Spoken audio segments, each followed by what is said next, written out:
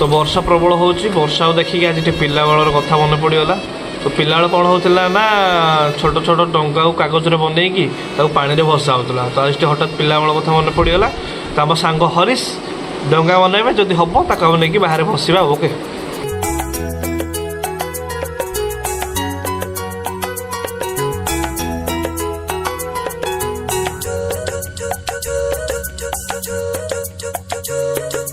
मने पड़े आजी मोर